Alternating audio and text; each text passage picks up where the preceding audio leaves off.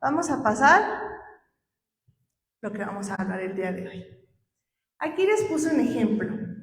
Vamos a comenzar hablando de superhéroes. ¿Cuántos conocen a estos que puse ahí? ¿Quién me puede decir el nombre de alguno? Capitán América, Iron Man, Thor. Y la mujer, ¿quién sabe cómo se llama? No sé, ¿cómo se llamaron? ¿Quién es ella? ¿La Black Widow? Bueno, yo no sé mucho de ellos, pero bueno, algunos sí. Puse entre ellos están mis favoritos, pero ya he hablado de ellos anteriormente. Vamos a hablar de héroes.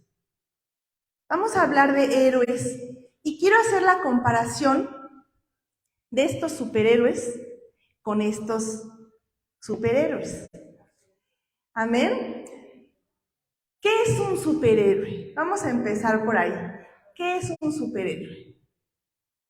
Voy a leer. Un héroe o un superhéroe salva, protege, libera y es omnipotente.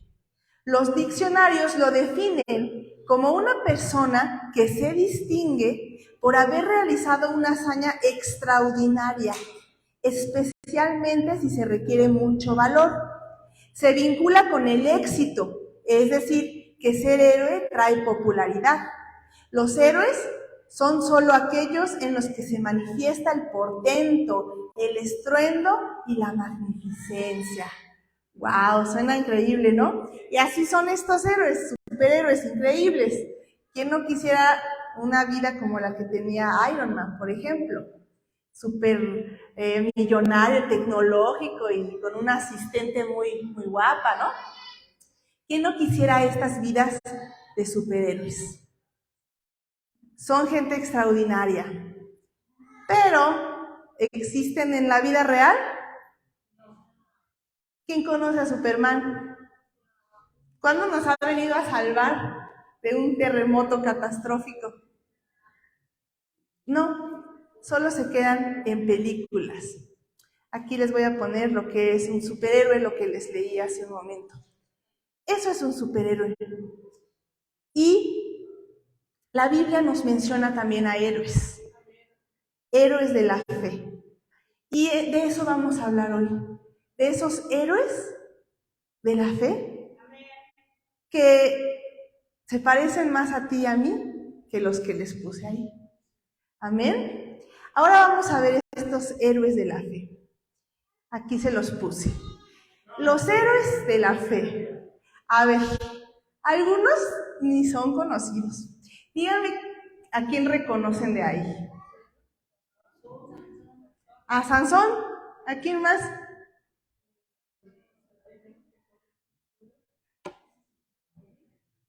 ¿Quién podrá ser el primero? Vamos a ir viendo.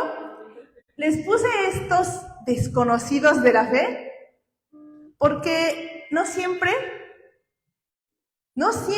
estos héroes de la fe hicieron grandes hazañas. Vamos a verlos, vamos a conocerlos, vamos a hablar de estos tres y saber por qué Dios los puso aquí, en este capítulo que dice héroes de la fe. ¿Por qué están aquí? El primero de ellos, bueno, vamos a ver, primero, dice, héroes de la fe. La Biblia les otorga este título a aquellos que dedicaron su vida para servir a Dios. Es decir, lo que los hizo sobresalir no fue una característica que ellos tuvieran, ni una capacidad, ni un talento, ni nada de eso. Lo que los hizo sobresalir fue el hecho de que pusieron su fe en el Señor, más allá de toda circunstancia. Es por eso que siendo débiles fueron hechos fuertes. ¿Son diferentes a los primeros superhéroes? Porque estos fueron ¿qué? Reales y débiles. No tenían superpoderes, no tenían super trajes, eran gente como tú y como yo, comunes, corrientes y débiles. Estos fueron los héroes que Dios escogió para poner aquí. Y vamos a hablar del primero. El primero es Gedeón. Lo nombra ahí en el versículo que te leí, en Hebreos 11, 32 al 38. Dice, pues el tiempo me faltaría para contar de Gedeón. Gedeón es el primero que nombra. ¿Y quién me dice qué hizo Gedeón?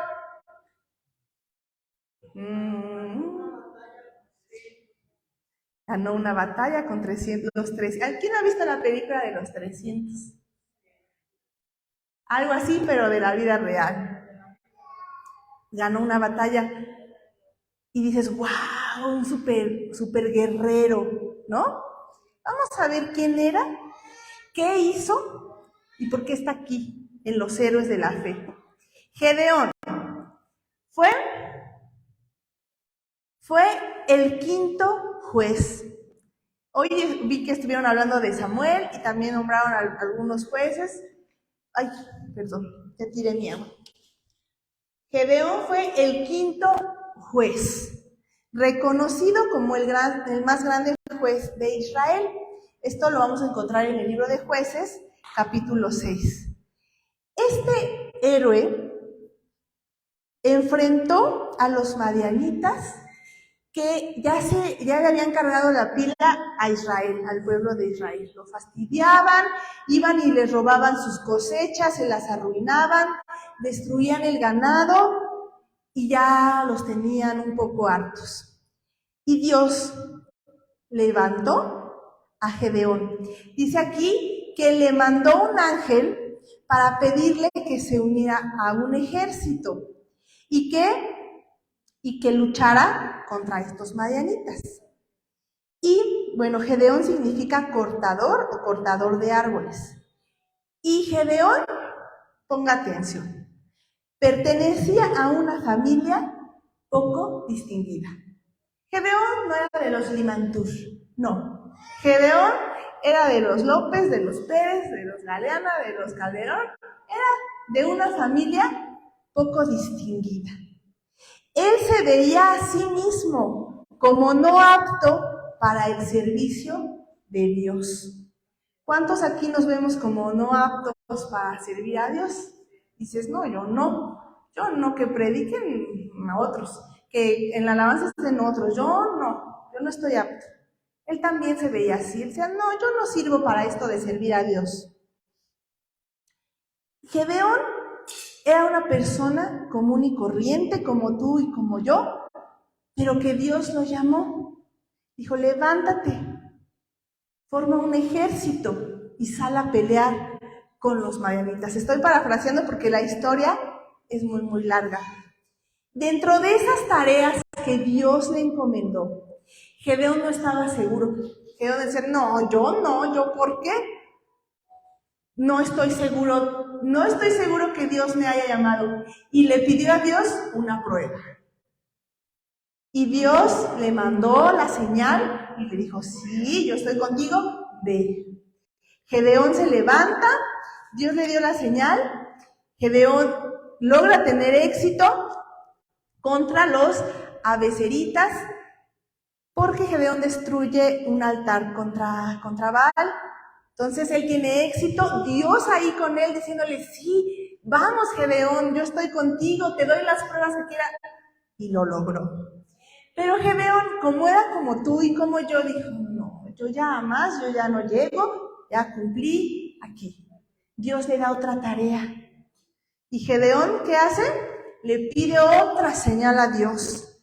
Dios, dime que eres tú el que me manda. Dime, le pide señales y Dios le da la señal. Dios no falla, Dios dice, sí, yo estoy contigo, yo voy contigo. Y Gedeón no seguro, dudando, dice, ay, no estoy muy seguro, esto pudo haber sucedido de muchas formas. Otra señal. Gedeón era dudoso. Gedeón tenía dudas, Gedeón tenía miedo. Gedeón no quería ir a luchar, y menos cuando Dios le reduce su ejército a 300. Empezó, les voy a leer aquí Gedeón, las tropas de Gedeón eran de 32,000, pero fueron pasando filtros que Dios puso y quedó con solo 300 hombres que lucharon contra un ejército que se describía como langostas en multitud, contra muchísimos. Si a ti te dijeran vas a ir con los que están aquí en la iglesia a luchar contra miles, ay, no, ¿cómo creen? Tenemos la desventaja. No vamos a ganar. Dios, dime que eres tú. Dios manda señales que vas con nosotros. Dios lo hizo. ¿Y qué pasó? Gedeón atacó con sus 300 hombres al ejército madianita y los derrotaron. Ganó como de película. Los derrotaron. Dios estaba con ellos. Entonces, ¿por qué Gedeón? Ni sé a qué empecé. Bueno, ¿por qué Gedeón está aquí en Hebreos 11, en el Salón de la Fama de la Fe? Si tenía tantas dudas, si no creía en Dios, si dudaba, tenía miedo, ¿por qué está aquí? Se los voy a leer. Al cumplir la misión que Dios le encomendó, Gedeón demostró ser un hombre fiel, un poderoso guerrero, un líder fuerte, una persona experimentada. Por eso se lo incluye en un digno testimonio de los grandes hombres de la fe. A veces la fe de Gedeón parecía ser débil, pero Dios lo conocía. Dios sabía de lo que podía ser capaz. Nada más necesitaba, ¡pum!, empujarlo. ¿A cuántos nos falla la fe? ¿Cuántos de nosotros creemos que nuestra fe es débil? A muchos, a todos, a mí, a cualquiera. Dudamos, tenemos miedo, nos parecemos a Gedeón, pero Dios tuvo paciencia, como la tiene contigo y conmigo. Dijo, ¿quieres una prueba? Aquí está. ¿Quieres otra señal? Yo te la doy. ¿Quieres saber si voy contigo? Te lo respondo, te lo confirmo. Así lo hizo con Gedeón y así lo hace con cada uno de nosotros. Él obedeció, con miedo, pero obedeció. ¿Cuántos de nosotros obedecemos a lo que Dios nos manda? Decimos, ay, no, eso que lo haga otro, yo no. Ay, no, yo no estoy apta para eso, necesito meterme a un instituto y después de 5 años ya podré predicar, ya podré hablar de Dios. Yo ni la Biblia completa he leído. Ponemos pretextos, tenemos miedo. Pero Gedeón, con tan solo obedecer,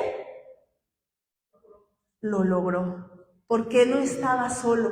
No eran sus superpoderes, no era su supertraje, no era su superarmamento. Era el poder de Dios con él.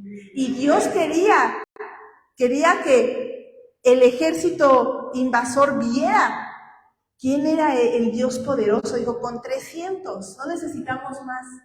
Con 300 vamos a derrotarlos. Dios usa a personas comunes y corrientes, desconocidas, de familias no reconocidas, que no salen en la revista Hola, que no, gente común como tú y como yo. Y podemos llegar a estar en ese salón de la fama de Hebreos, amén. Tenemos que disponer nuestro corazón a obedecer a Dios. Si te dicen, hermanita Judith, salga y predíquele a mi amiga que se endemonió y que no, que vaya la pastora, yo no estoy lista. Usted diga, yo voy. Usted diga, yo lo hago. ¿Por qué? Porque no vamos solos. Dios busca que tengamos esa obediencia de, vamos, esa disposición, aún con miedo, aún con duda, pero que vayamos, Él nos va a respaldar. Amén. Gloria a Dios por Gedeón. Y vamos a pasar al segundo que nadie reconoció. Nadie reconoció a este hombre de la fe. Se los voy a poner aquí. ¿Quién era? Barak. ¿Cuántos saben qué hizo Barak? ¿Qué hizo Barak?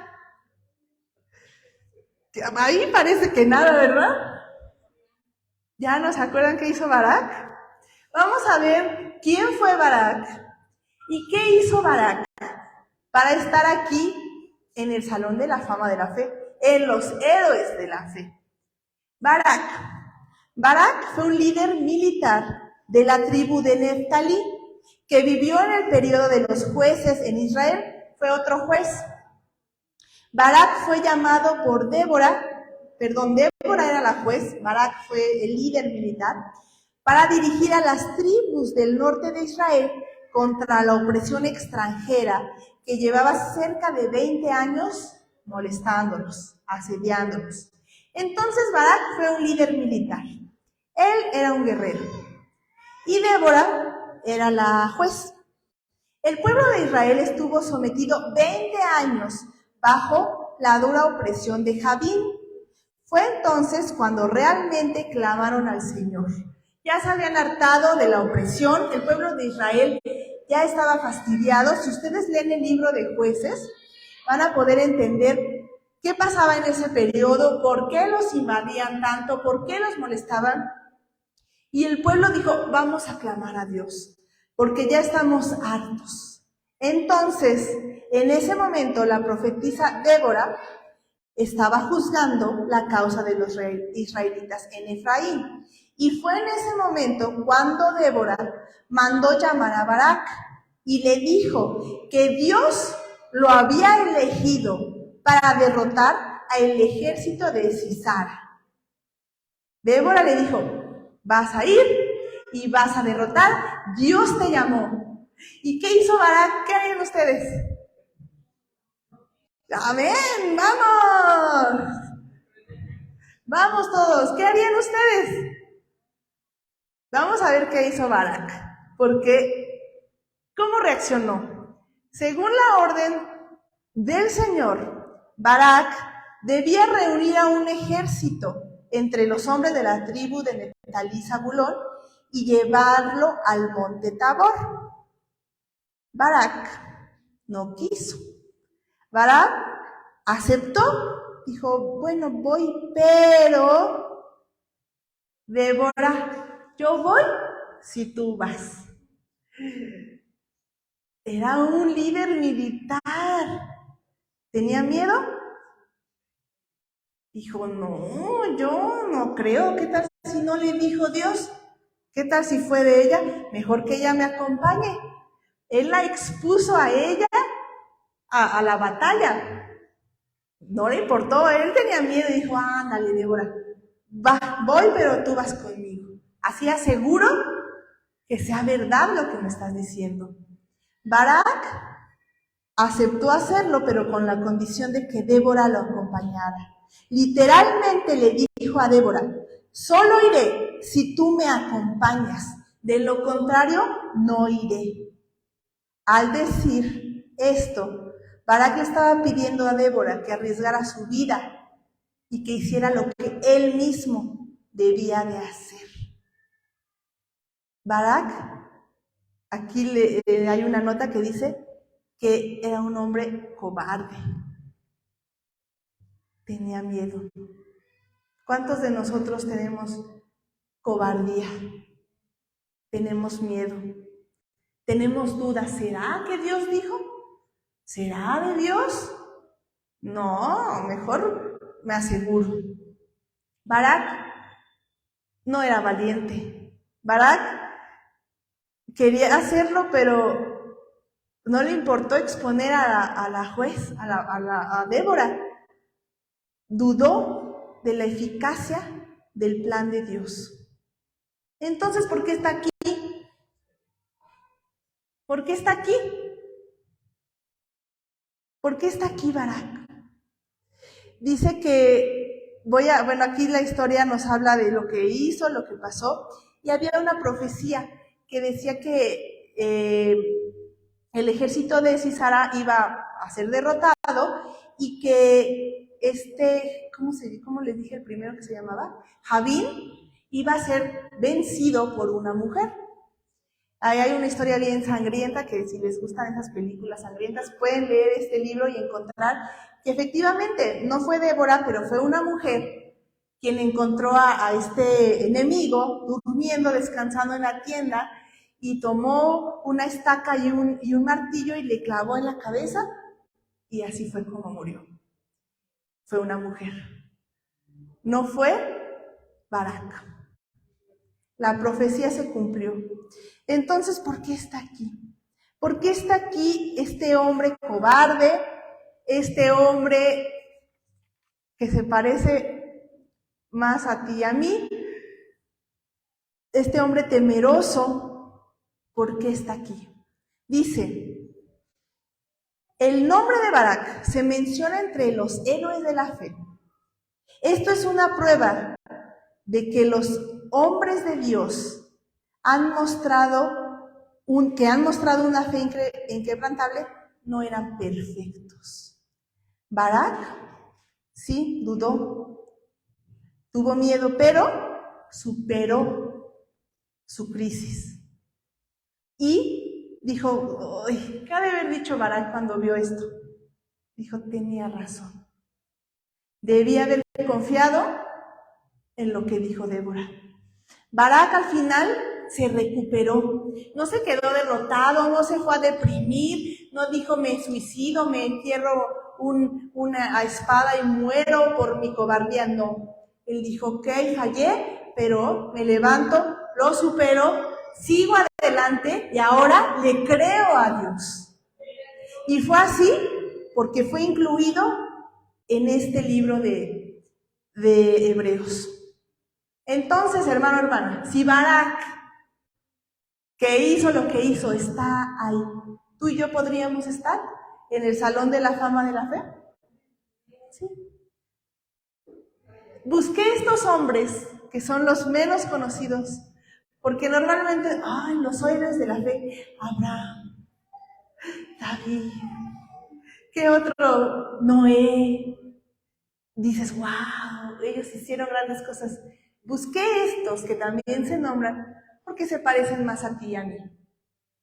Porque es necesario que sepamos que no se necesita mucho para actuar con fe, que somos igual que estos hombres de la Biblia. Y vamos a pasar al tercero y al más conocido, al único que reconocieron aquí, Sansón. Algunos le dicen Sansón. Ahora sí, ¿qué hizo Sansón? A ver, díganme, ¿por qué está aquí? Derrota a los filisteos. ¿Qué más? ¿Era un hombre intachable? ¿Era un nazareno ejemplar? ¿No? ¿Era fiel a Dios y no a las mujeres? Sansón. ¿Quién era Sansón? Sansón fue un juez. Mientras muchos jueces encabezaron el ejército de Israel, Sansón trabajaba solo. Hubiera sido el hombre más fuerte que jamás hubiera vivido en esa época. Salvó a Israel de los filisteos. Una vez mató a un millar de soldados con la quijada de un asno. Fácilmente fue engañado por mujeres. Perdió su fuerza por un voto quebrantado y juzgó a Israel por 20 años. ¿Quién era Sansón? Era un hombre que se parece mucho a ti y a mí, que desde el primer momento juega con el pecado, pierde su consagración de nazareno, va y toca un cadáver. Desde ahí, Sansón hizo lo que quiso. Entonces, ¿por qué está aquí? ¿Por qué está aquí este hombre que falló, que le gustaban las mujeres, que se dejó convencer por una mujer, que se dio así de fuertote como lo veíamos. ¿Qué pasaba con él? ¿Por qué está aquí? ¿Qué hizo él? Dice que era esclavo de sus pasiones y luego fue esclavo de sus enemigos.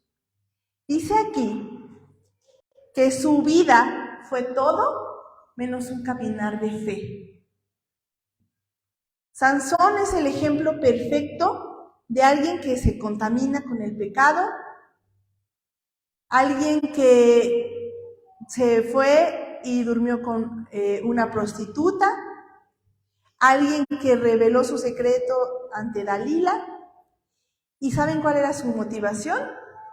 La venganza. No crean que era Dios. Ese fue Sansón. Y lo nombran aquí, en la sala de los héroes de la fe, de los famosos. Era un fracaso como nazareno también. Entonces, ¿por qué está aquí? Dios, pon atención porque esto es impactante. Bueno, a mí me dejó impactada como Dios lo utilizó muchas veces. Dirigió a Israel durante 20 años. Liberó a Israel de los filisteos. Dios usó la vida de Sansón para demostrar su perdón a quienes lo piden en fe, sin importar cuán bajo hayan caído. Sansón al final de su vida, en ese momento donde estaba, así como en la imagen que te puse, derrotado, sin ojos, humillado, levantó sus ojos, no tenía ojos, levantó su rostro a Dios, dijo: Señor, dame fuerzas para destruirlos.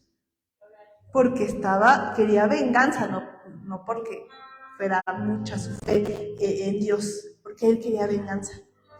Y Dios dijo: aún en tu pecado te voy a usar para demostrar mi poder. Es una señal de atención, hermano, que aun cuando estamos en nuestro pecado, en nuestra desobediencia, Dios nos lleva a su propósito. ¿Quién quiere terminar como Sansón? Nadie. Dios cumple sus promesas aún en medio del pecado y de la debilidad humana. Por eso es nombrado aquí, en el Salón de la Fama de la Fe. Tenemos que clamar a Dios. Pero nadie quiere clamar a Dios y ser respondido cuando está en medio de esta situación. Es mejor llevar una vida que agrade a Dios para no terminar así. Sí tuvo una gran fe, pero ¿después de qué, hermano? Después de todo lo malo que hizo, de toda su mala conducta. Y escogí estos hombres porque estos hombres nos enseñan que cosas extraordinarias pasan cuando nosotros nos disponemos a creer en Dios y a creerle a Dios. Amén. No se necesita ser extraordinario. No se necesita una super fuerza, un super traje, una super familia. Gente como tú y como yo está en este salón de la fama de la fe, que tuvieron las mismas pasiones, errores que tenemos tú y yo, pero que decidieron poner su fe en Dios. ¿Cuánta fe? ¿Cuánta fe? ¿Mucha? Poquita fe. Es comparada con la fe que necesitamos. Una vez traje semillas de mostaza, no sé si la recuerdan. ¿De qué tamaño eran? La traje una vez en sus bolsitas donde se la ve. O ya lo vieron. ¿Dónde quedó su fe? ¿Por ahí lo traen o ya? ¿Quién sabe dónde quedó? Bueno, espero se acuerden de qué tamaño era. Y precisamente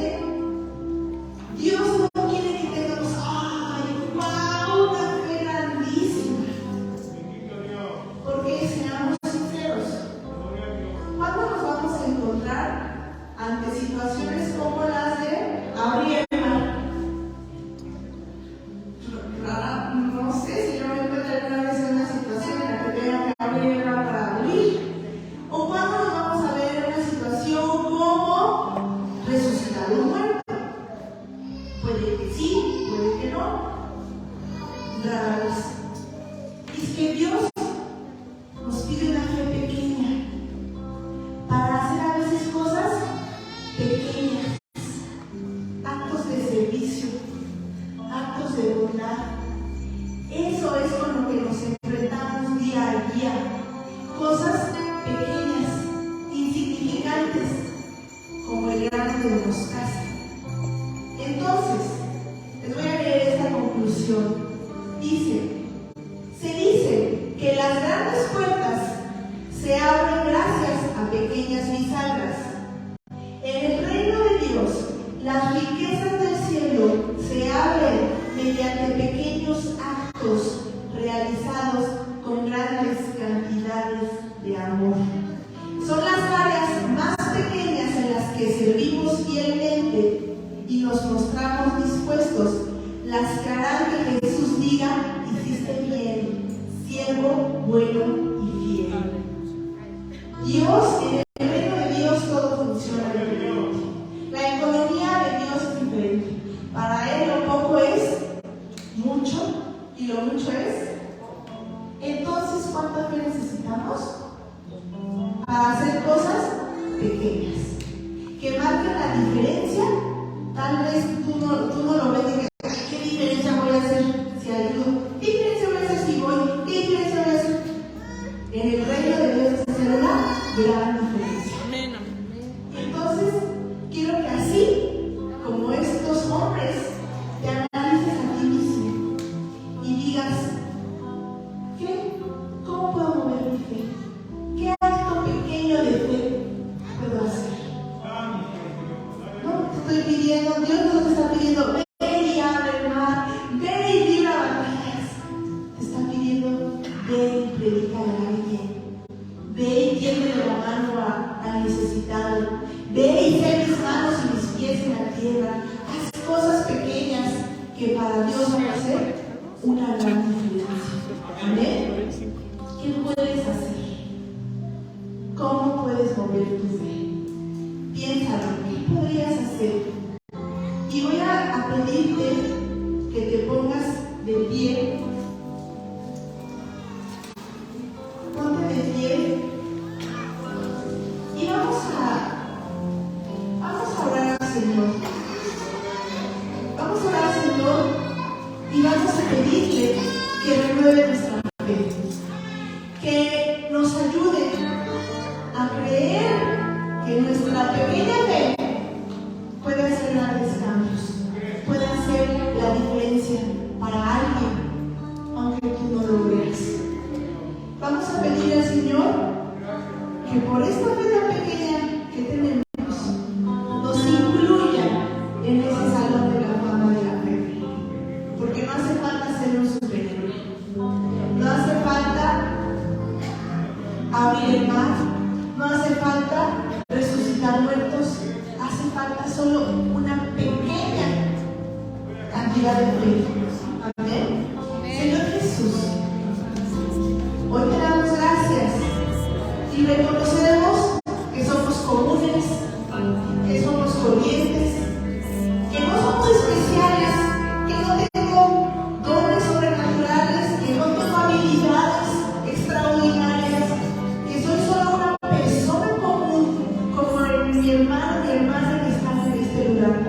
Pero así como soy, queremos ser usados por ti, queremos tener fe, queremos ser agradables a ti y que tú nos uses para cumplir tu propósito. Aún en medio de nuestra vida, en medio del temor, en medio de la cobardía que sentimos, incluso en medio del pecado, queremos ser usados para tus propósitos, Señor. Te doy gracias porque estás con nosotros, porque somos los más débiles entre los débiles.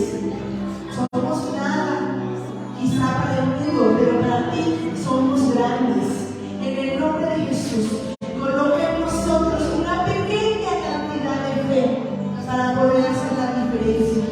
Señor, yo te pido que sea tu Espíritu Santo con cada uno de nosotros, ayudándonos, respaldándonos a hacer lo que tú nos has llamado a hacer. Hermano, hermana, ¿qué te ha llamado a hacer el Señor? ¿Qué es aquello que no has hecho? ¿Qué es aquello que dudas? ¿Qué es aquello que te impide venir a hacer, trabajar en su obra, predicar su palabra? ¿Por qué no lo hemos hecho? El Señor el día de hoy te impulsa y te dice, hazlo. Si me pides que me pruebas de que estoy contigo y te las daré. Si quieres estar seguro de que mi presencia va contigo, te voy a demostrar que mi presencia está contigo. Pero haz lo que te he llamado a hacer. Predica de mí, habla de mí con tu palabra, con tu boca, con tu cuerpo, con tus hechos. Señor, úsanos, Padre. Queremos servirte, queremos adorarte, queremos ser útiles para ti. Aunque nuestro nombre sea común, sabemos que si actuamos con una pequeña cantidad de fe, tú lo pondrás en ese salón de la cama, al lado de grandes como Gedeón, como Sansón.